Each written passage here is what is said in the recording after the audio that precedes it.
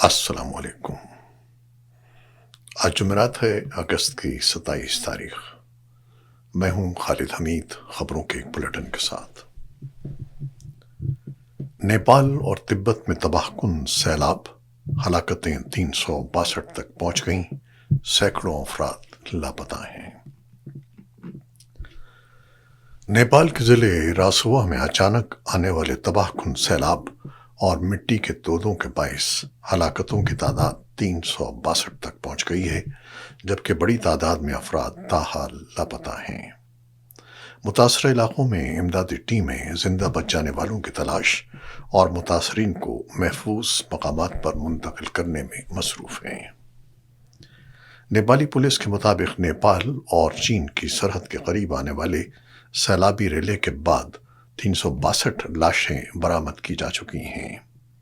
سیلاب اور کیچڑ کے شدید ریلوں نے متعدد آبادیوں کو متاثر کیا ہے، جبکہ گھروں، سڑکوں اور بجلی کے منصوبوں کو بھی بڑے پیمانے پر نقصان پہنچا ہے۔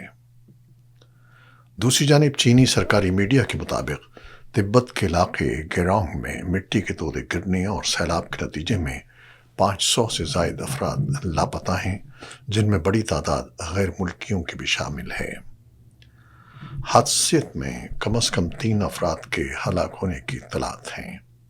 چینی حکام کے مطابق سرحدی علاقوں میں امدادی کارروائیاں جاری ہیں۔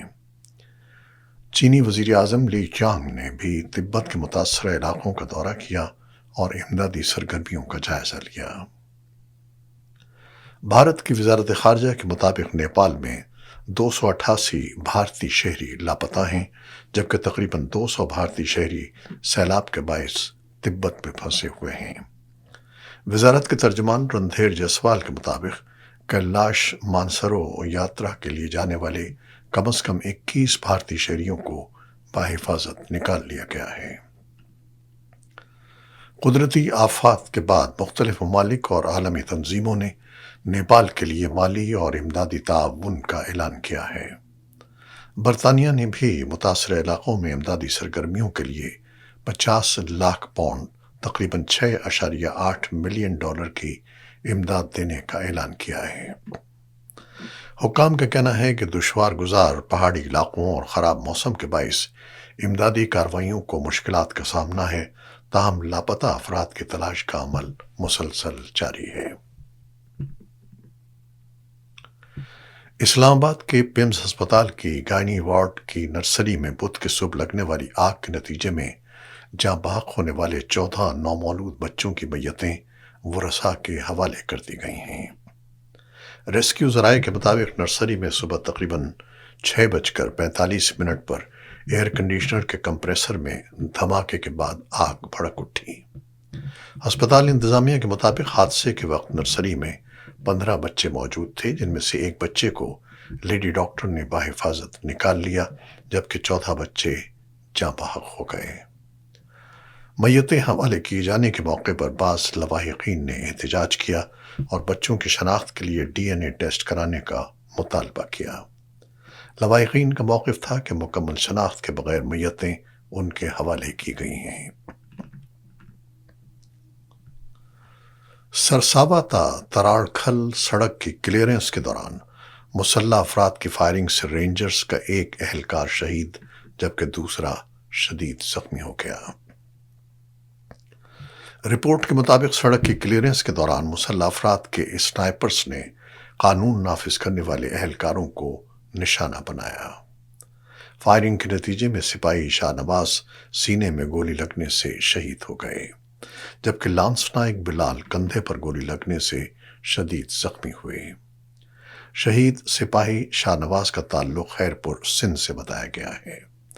علاقے میں آمد و رفت کی مشکلات اور غذائی قلت کے باعث مقامی آبادی کے مطالبے پر بند راستے کھولنے کے لیے کلیئرنس آپریشن کیا جا رہا تھا۔ بانی PTI کی ہسپتال منتقلی سے متعلق کیس میں ان کی ہمشیرہ عظمیٰ خان نے سپریم کورٹ میں توہین عدالت کی درخواست پر فوری سماعت کے لیے ایک اور درخواست دائر کر دی ہے۔ درخواست میں موقف اختیار کیا گیا ہے کہ بانی PTI کی جیل میں طبیعت خراب ہو رہی ہے اور 18 اگست کے سپریم کورٹ کے حکم کے برعکس انہیں پمس ہسپتال لے جایا گیا۔ عظمیٰ خان نے عدالت سے استدعا کی کہ انہیں طبی معائنے اور علاج کے لیے شفا انٹرنیشنل ہسپتال منتقل کرنے کا حکم دیا جائے۔ درخواست میں کہا گیا ہے کہ سپریم کورٹ کے 18 اگست کے حکم پر جان بوجھ کر اس کی اصل روح کے مطابق عمل نہیں کیا گیا، لہذا عدالتی حکم پر فوری اور مکمل عمل درآمد یقینی بنایا جائے۔ عظمیٰ خان کے مطابق عدالتی احکامات پر مسلسل عمل نہ کرنا قانون شکنی کے زمرے میں آتا ہے۔ درخواست میں یہ بھی موقف اپنایا گیا ہے کہ کیسز کی فکسیشن پالیسی توہین عدالت کی درخواست کی فوری سماعت میں رکاوٹ نہیں بن سکتی۔ اس سے قبل 25 اگست کو فوری سماعت کی درخواست مسترد کر دی گئی تھی، تاہم درخواست گزار کے مطابق یہ واضح نہیں کیا گیا کہ اسے چیف جسٹس نے مسترد کیا ہے یا نہیں۔ عظمیٰ خان نے عدالت سے موجودہ درخواست کو فوری سماعت کے لیے مقرر کرنے کی استدعا کی۔ اور اب دوسری خبریں۔ امریکی نیوز ویب سائٹ ایکزیوس کے مطابق واشنگٹن کا فی الحال ایران کے خلاف فوری نئے فوجی حملے کرنے کا ارادہ نہیں ہے۔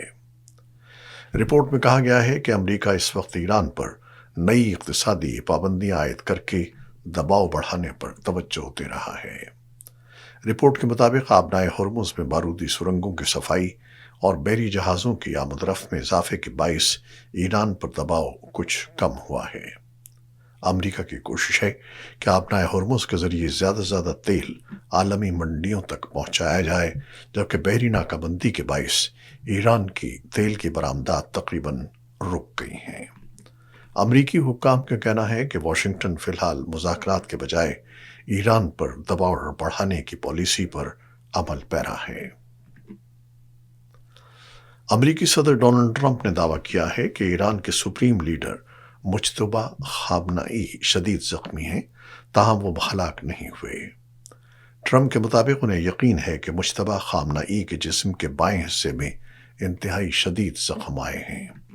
ٹرمپ نے ایک بار پھر کہا کہ ایران کے خلاف امریکہ کا فوجی اور اقتصادی دباؤ مؤثر ثابت ہو رہا ہے۔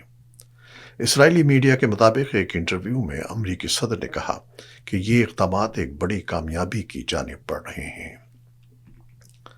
ٹرمپ نے یہ بھی دعویٰ کیا کہ آبنائے ہرمز اب مکمل طور پر کھلی ہے اور بڑی تعداد میں بحری جہاز اس راستے سے گزر رہے ہیں۔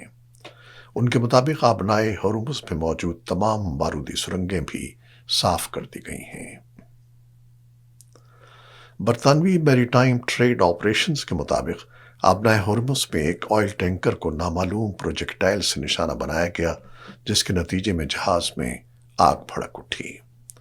برطانوی میری ٹائم حکام کے مطابق آگ پر قابو پا لیا گیا اور ٹینکر کے تمام عملے کو محفوظ قرار دیا گیا ہے۔ واقعے کے نتیجے میں ماحولیاتی آلودگی یا کسی بڑے ماحولیاتی نقصان کی اطلاع نہیں ملی۔ دوسری جانب ایرانی نائب وزیر خارجہ کاظم غریب آبادی نے بتایا ہے کہ دونوں فریق آبنائے ہرمز میں عارضی طور پر ایک نئے بحری راستے پر رضامند ہو گئے ہیں، جس کے تحت بحری جہاز ایرانی پانیوں سے گزر سکیں گے۔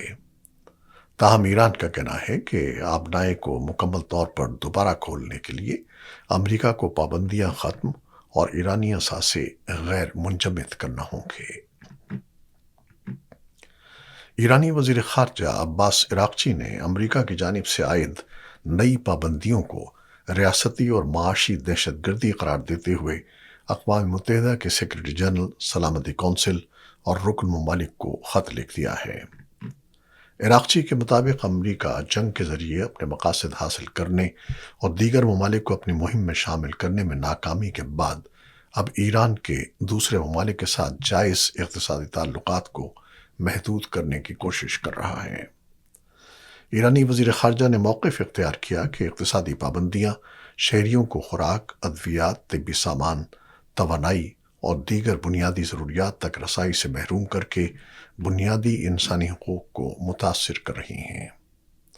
ایران نے اقوام متحدہ اور سلامتی کونسل کے رکن ممالک سے مطالبہ کیا کہ وہ امریکہ کی یک طرفہ اور ثانوی پابندیوں کو مسترد کریں اور ان پر عمل درآمد نہ کریں۔ ایرانی پارلیمنٹ کے اسپیکر اور چیف مذاکرات کار محمد باقر قالیباف نے امریکہ کے ساتھ مذاکرات کا دفاع کرتے ہوئے کہا ہے کہ مذاکرات پسپائی کی علامت نہیں ہیں بلکہ قومی مفادات کے تحفظ کے لیے مزاحمت کا حصہ ہیں۔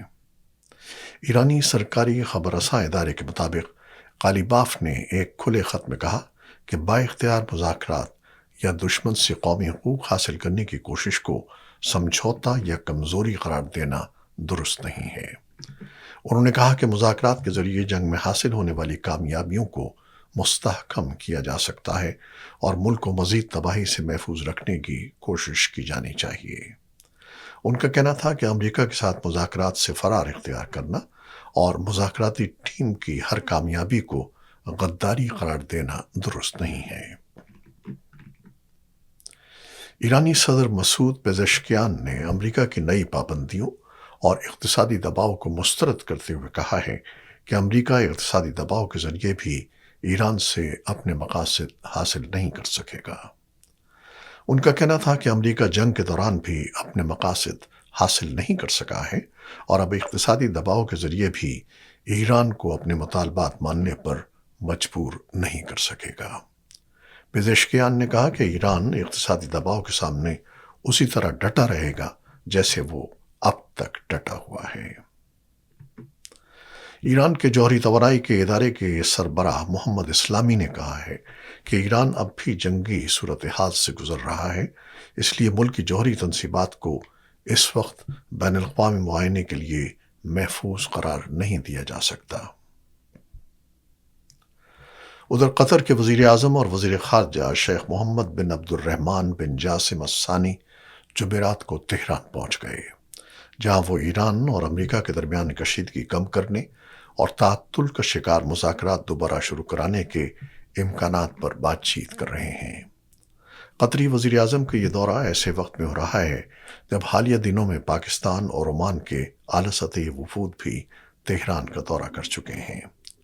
ثالثی کی یہ کوششیں دونوں فریقوں کے سخت موقف کے باوجود انہیں دوبارہ مذاکرات کی میز پر لانے کے لیے جاری ہیں۔ قطری حکام کے مطابق شیخ محمد تہران میں امدادی ایرانی اعلیٰ حکام سے ملاقات کریں گے۔ بات چیت کا مقصد دشمنی کے خاتمے اور مذاکرات کی بحالی کے لیے سازگار ماحول پیدا کرنا ہے۔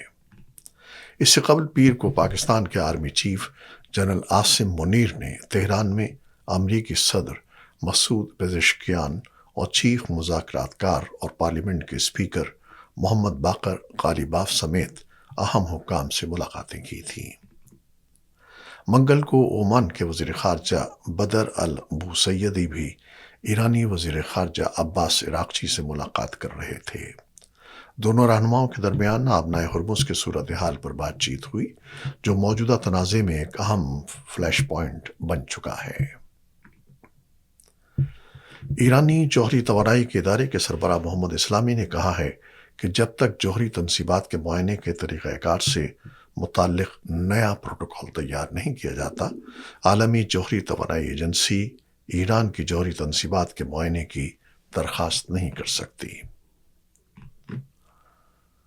انہوں نے امریکی صدر ڈونلڈ ٹرمپ کی جانب سے ایران کی مبینہ خفیہ جوہری تنصیب پر حملے کی دھمکی کو بھی تنقید کا نشانہ بنایا۔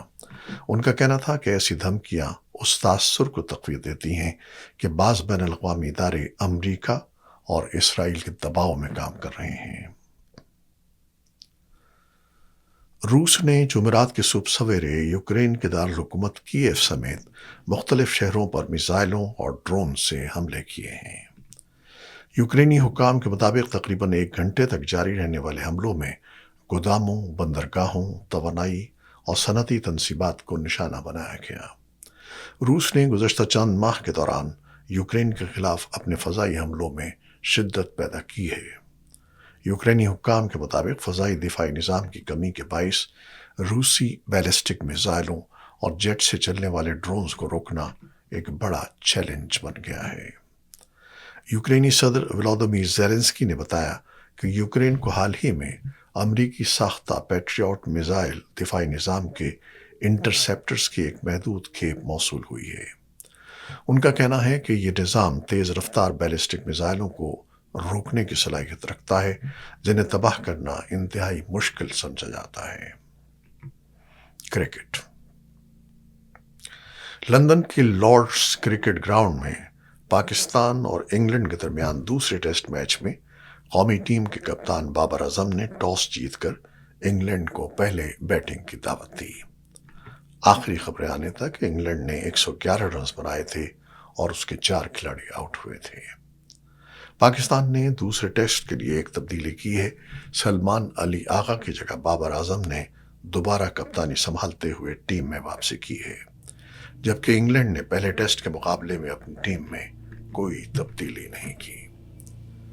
ये थी वो खबरें जो यूट्यूब चैनल पर हमने आपके लिए पेश की हैं। आप हमारे चैनल को देखते हैं, शेयर करते हैं, पसंद करते हैं और अपने कमेंट्स में अपनी मोहब्बतों का इजहार करते हैं, जिसके लिए हम आपके बेहद ममनून हैं। अपनी इन काविशों को, इन मोहब्बतों को जारी रखिएगा। खालिद हमीद को अब इजाज़त दीजिएगा। अल्लाह हाफ़िज़।